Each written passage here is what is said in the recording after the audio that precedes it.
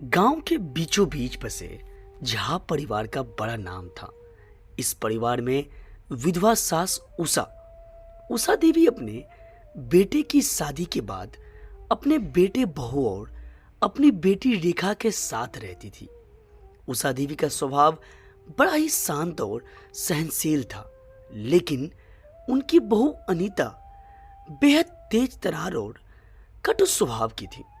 हर बात पर ताने मारना, हर किसी की निंदा करना उसकी आदत थी। उषा देवी अपनी बहू की हर बात सह लेती थी, लेकिन उस दिन जो हुआ उसने सब कुछ बदल कर रख दिया। सुबह सुबह रेखा स्कूल जाने के लिए तैयार हो रही थी। उसकी मां ने उसे टिफिन पकड़ाया और उसे स्कूल के लिए रवाना किया। रेखा पढ़ाई में काफी अच्छी थी और उसका सपना था कि वह एक दिन टीचर बने। उषा, रेखा बेटा ध्यान से जाना, शाम को सीधे घर आना। रेखा, जी मां। रेखा खुश होकर स्कूल चली गई। अनीता किचन में बड़बड़ाते हुए काम कर रही थी। अनीता ताने मारते हुए, आपकी बेटी तो बड़ी होशियार है माँ जी, देखना एक दिन ऐसा तमाशा करेगी कि पूरा गांव देखेगा। उषा देवी ने कुछ नहीं कहा। वह जानती थी कि उनकी बहू की आदत ही ऐसी है। शाम के 6 बज चुके थे, लेकिन रेखा अभी तक घर नहीं लौटी थी। उषा देवी दरवाजे पर बैठे उसकी राह देख रही थी। उषा मन में, आज रेखा को इतनी देर क्यों हो गई? कहीं स्कूल में कोई समस्या तो नहीं आ गई?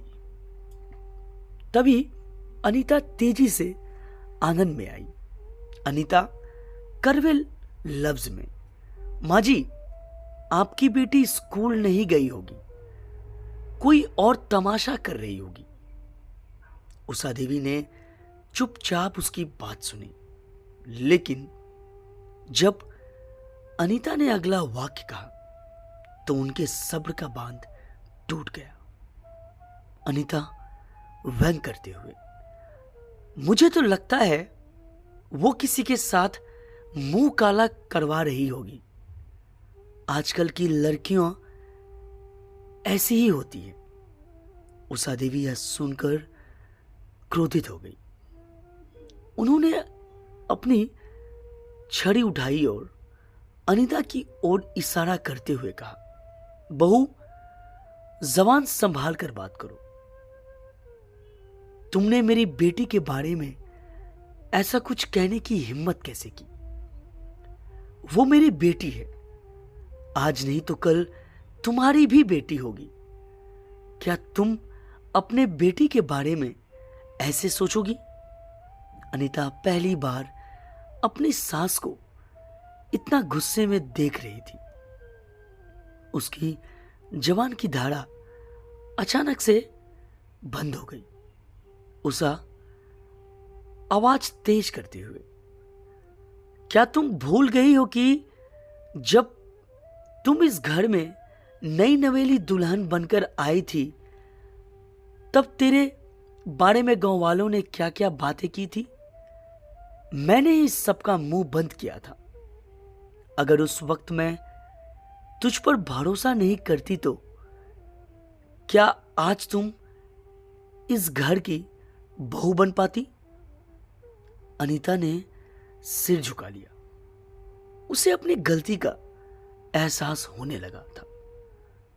उसी वक्त रेखा घर में दाखिल हुई। उसके हाथ में एक प्रमाण पत्र था। रेखा, मां देखो, आज मैं निबंध प्रतियोगिता में पहले स्थान पर आई हूं। इसी वजह से देर हो गई। उषा देवी ने रेखा को गले लगाया। उषा, मुझे पता था मेरी बेटी हमेशा मेरा नाम रोशन करेगी। अनीता को अपनी बातों पर बेहद शर्मिंदगी महसूस हुई। उसने रेखा से माफी मांगी। अनीता, रेखा मुझे माफ कर दो।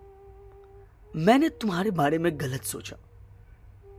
रेखा ने अपनी माँ भाभी को माफ कर दिया। उस रात उषा देवी ने अनीता को अपने पास बैठाया। बहू, जिंदगी में हर रिश्ते को भरोसा की नींव पर टिकाया जा सकता है। दोस्तों, जब तक हम अपने ही परिवार पर भरोसा नहीं करेंगे तब तक हम कभी खुश नहीं रह सकते। जो जुबान दूसरों को नीचा दिखाने के लिए चलती है, वही जुबान एक दिन अपने रिश्तों को खत्म कर सकती है। याद रखना, अपने बच्चों पर उंगली उठाने से पहले उनकी मेहनत और सपनों को देखना सीखो। अनीता ने सिर झुकाकर अपनी सास की बातों को स्वीकार किया। उसने वादा किया कि वह अब अपनी जुबान से किसी को चोट नहीं पहुंचाएगी। इस घटना के बाद अनीता में बहुत बदलाव आया। उसने अपनी सास और ननद को समझने की कोशिश की और उनकी कद्र करना सीखा। रेखा ने भी अपनी पढ़ाई जारी रखी और एक दिन अपने परिवार का नाम रोशन किया।